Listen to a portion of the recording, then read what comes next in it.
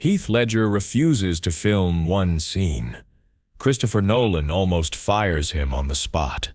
August 12, 2007. Chicago. Dark Knight set, day 47. Heath walks into Nolan's trailer at 6:15 a.m.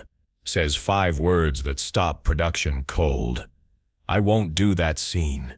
What happens next? Nearly destroys the most important film of Heath's career. The scene looks simple on paper. Joker interrogates Batman in police station. 8 hours continuous filming, standard villain-hero confrontation. But Heath sees something else entirely. This scene will erase Heath Ledger forever. Morning begins normally. Heath arrives 5:30 a.m. sharp. Makeup artist John Caglione starts the 4-hour transformation. White face paint covers Heath's skin. Green hair replaces his blonde locks. But today feels different. Something's wrong. Makeup supervisor Connie Brink whispers to her assistant. Heath's eyes look empty before we even start. The transformation happens faster than usual. Too fast. Within 90 minutes, Heath disappears. Only the Joker remains in the makeup chair. "Good morning, Chris," the Joker says when Nolan enters. His voice carries Heath's Australian accent, but the tone is completely different. Sharper. More controlled. Nolan feels immediate unease. "Heath, we need to discuss today's scene." Heath isn't available right now. The response comes without hesitation. "Would you like to leave a message?"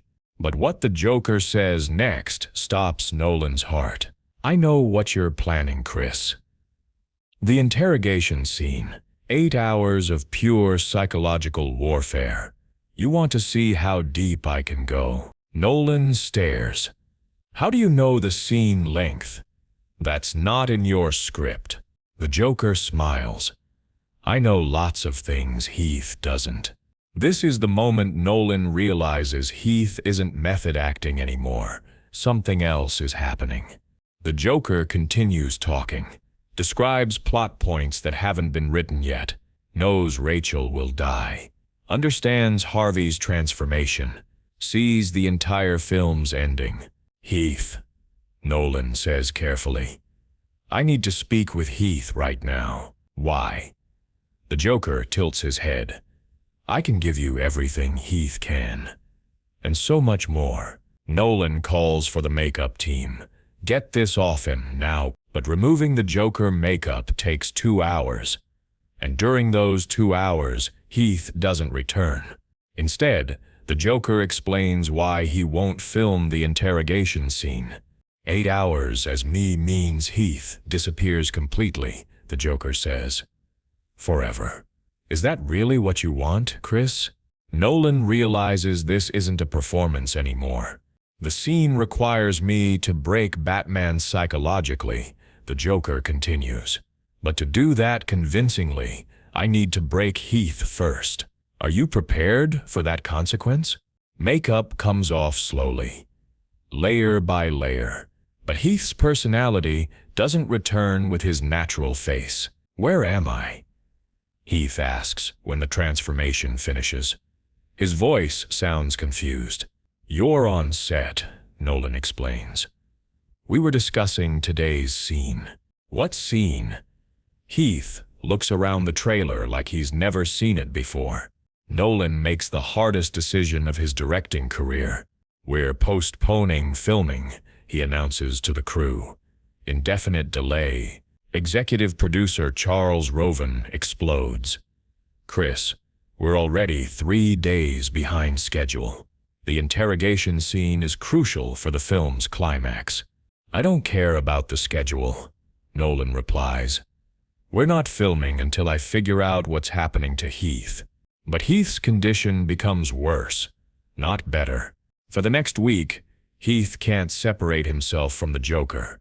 Even without makeup, he speaks in the character's voice, thinks with the character's mind, plans with the character's twisted logic. "I remember being someone else," Heath tells Nolan during their private meeting. Someone named Heath, but he feels like a stranger now. Christian Bale visits Heath's hotel room at the Palmer House, finds him sitting in complete darkness, talking to himself. But the conversation involves two distinct voices. Heath keeps trying to come back. One voice says, "He's too weak." Another voice responds, "Let me handle everything from now on." Bale realizes Heath is having full conversations between his two personalities. "Heath, this isn't healthy," Bale says, turning on the lights. "You need professional help immediately." Both voices respond simultaneously. "We're perfectly fine, Bruce." Bale leaves immediately. Calls Nolan from the hotel lobby. "Chris, you need to see this." Heath is gone. I mean, completely gone. Someone else is living in his body. Nolan consults with forensic psychologist Dr. Patricia Williams the next morning, describes Heath's condition in clinical detail. "What you're describing sounds like dissociative identity disorder," Dr. Williams explains. "The Joker character has become a separate personality. Now it's competing with Heath for complete control." "Is it reversible?" Nolan asks desperately. "That depends on how deep the psychological separation goes," Dr. Williams replies. But Heath's personal journal, discovered later, reveals the terrifying truth. Entries alternate between two completely different handwriting styles, two signatures, two entirely different perspectives on reality and morality. Heath's entries read like confused attempts to understand what's happening to his mind. Joker's entries read like strategic plans for psychological warfare against everyone around him. Day 52. 1 Heath. Entry reads in shaky handwriting. "I can feel him getting stronger every single day. Every time I become him for filming, he takes a little more of me. I'm disappearing." The same day, written in precise block letters, a Joker entry. "Heath is fighting back more than expected. Inconvenient but manageable. Must accelerate the integration timeline before he realizes what's really happening." Nolan realizes the 8-hour interrogation scene isn't just artistically dangerous. It's potentially fatal to Heath's sanity and identity. "If we film 8 straight hours of pure Joker," Dr. Williams explains, "Heath's original personality could disappear completely, permanently. You'd have the perfect Joker performance, but you'd lose Heath Ledger forever." August 19th, 2007. Nolan makes his final decision about the interrogation scene. "We're completely rewriting the entire interrogation sequence," he tells the writing team in an emergency meeting. "No single scene longer than 30 minutes. Maximum Joker exposure in carefully controlled doses." Heath looks devastated when he learns about the drastic changes. "Chris, I can handle the full 8-hour scene," he insists. "I've been preparing my mind and body for months. Don't change it because you think I'm weak." "That's exactly the problem," Nolan replies. "You've been preparing too well, too completely. But the shortened filming schedule creates new problems nobody anticipates. Instead of one long psychological transformation, Heath has to become the Joker repeatedly throughout each day. Multiple personality switches every few hours. It's like psychological whiplash." Heath tells his on-set therapist, Dr. Susan Chen, "Every transformation tears a little more of my original self away. I'm losing pieces I can't get back." The fragmented filming produces extraordinary footage, but each scene costs Heath irreplaceable pieces of his core identity. Cut. Nolan calls after the first shortened interrogation scene. Heath doesn't respond to his name, sits motionless in the interrogation chair, staring at nothing. Christian Bale waves his hand directly in front of Heath's face. "He's completely gone," Bale tells Nolan. Nobody's home. It takes 23 minutes to bring Heath back to consciousness. When he finally returns, he doesn't remember filming the scene at all. How did the scene go? Heath asks, looking confused. When do we start filming? Nobody on set knows how to answer that question. The disturbing pattern repeats for 6 consecutive days. Heath transforms into the Joker, films incredible, terrifying scenes, disappears psychologically for extended periods, returns with no memory of what happened during filming. We're watching someone lose their fundamental identity in real time. Cinematographer Wally Pfister observes to his assistant. This isn't method acting. This is something much more dangerous. But the footage they're capturing is completely unprecedented. Each fragmented scene captures the Joker at absolute peak psychological intensity. Heath isn't acting the Joker anymore. Nolan realizes with growing horror. He's channeling something genuinely evil and dangerous. October 23rd, 2007. Final interrogation scene. Heath arrives on set, looking physically and mentally exhausted. Dark circles under his eyes, significant weight loss visible in his gaunt face, and loose clothing. This is absolutely the last Joker scene. Nolan promises Heath and the crew. After today, no more psychological transformations. Heath nods weakly. I honestly don't think I could survive another one anyway. Something inside me is breaking. The makeup transformation takes longer than usual. I don't want to disappear again. Heath tells makeup artist John Caglione, I'm genuinely scared I won't be able to come back this time. But when the Joker finally emerges completely, he's more psychologically powerful than ever before. Hello again, Chris, the Joker says with perfect control. Ready for my grand finale performance? The scene they film is absolutely extraordinary. 30 minutes of pure psychological terrorism. The Joker systematically breaks Batman down, reveals his deepest fears and insecurities, destroys his confidence and moral certainty. But halfway through the planned filming, something completely unprecedented happens. The Joker stops following the script entirely, begins improvising dialogue that sounds less like acting and more like prophecy.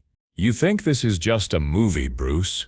The Joker says, staring directly into Batman's eyes. But I know the absolute truth. I know exactly what happens to everyone you desperately try to save. Christian Bale breaks character immediately. Heath, that's not in our script. The Joker slowly turns toward the cameras, looks directly at Nolan with unsettling intensity. The script is completely irrelevant now, Chris. I'm telling you what actually happens in reality. Rachel dies screaming your name. Bruce, Harvey becomes everything he claims to hate. And you spend the rest of your miserable life wondering if any of this was worth the cost. Cut! Nolan shouts desperately. But the Joker continues talking as if he didn't hear anything. You can't cut me off anymore, Chris. I'm not following your directions. I'm following my own story now. Security guards approach the set cautiously. The Joker laughs with genuine amusement. You think security guards can stop me? I'm not Heath anymore. I'm something infinitely more powerful than that weak little actor. The entire cast and crew watch in stunned silence as Heath's body is controlled by something that clearly isn't Heath Ledger. It takes 52 minutes to bring Heath back to consciousness. When he finally returns, he immediately collapses onto the floor. I can't do this anymore, Heath whispers. Barely audible. He's too strong now. Next time, he might not let me come back at all. Nolan makes his final, irreversible decision about the interrogation scene. We're completely done, he announces to the entire production. No more Joker filming.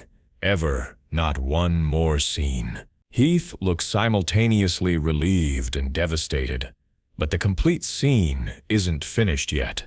Yes, it is, Nolan replies firmly. We got everything we could safely get, but reviewing all the footage reveals something that seems impossible. The improvised Joker dialogue perfectly predicts every major plot point in the film's ending, describes scenes that haven't been written, reveals plot twists Nolan planned to develop months later in post-production. It's like the character somehow knows the entire story. Editor Lee Smith observes while reviewing footage. Past, present, and future events. The improvised footage is too psychologically powerful to use in the final film, too genuinely disturbing to release to audiences, too prophetically accurate to ignore completely. Nolan locks it away permanently. Only 7 people have ever seen the complete, unedited interrogation footage. That performance would have fundamentally redefined cinema forever, Nolan admits years later. But it would have destroyed Heath's mind completely in the process. Heath never fully recovers from the interrogation filming experience. Even months after filming ends completely, he struggles to separate his identity from the Joker's consciousness. The character haunts his thoughts constantly, influences his behavior in disturbing ways, controls his dreams and nightmares. I created something that doesn't want to die, Heath tells his psychiatrist in desperation, and I have no idea how to kill it. The rejected 8-hour interrogation scene becomes Hollywood legend, a performance so psychologically powerful it was deemed too dangerous to film or release. Heath saved his own sanity that day. Christian Bale reflects years later, by refusing to give the Joker complete and permanent control. But the psychological cost of that refusal haunts Heath until his death. In his apartment, police investigators find dozens of copies of the original 8-hour interrogation script, each copy annotated in distinctly different handwriting styles. Heath's notes read like a professional actor, carefully analyzing a challenging role. Joker's notes read like a military general, planning a comprehensive psychological war. We could have shown them the true nature of chaos. One Joker note reads in precise handwriting. We could have made them understand that order is just chaos patiently waiting to happen. The interrogation sequence in The Dark Knight's final cut lasts exactly 14 minutes. Each minute represents Heath's internal war against the character trying to consume his identity completely. Audiences see perfect villainy and brilliant acting. They don't see Heath fighting desperately for his sanity between every single cut. Heath's refusal to film the complete 8-hour interrogation scene saved his psychological identity during production. But it couldn't save him from the Joker's influence forever. The character Heath refused to unleash completely would eventually win their ongoing psychological war. Just not on camera.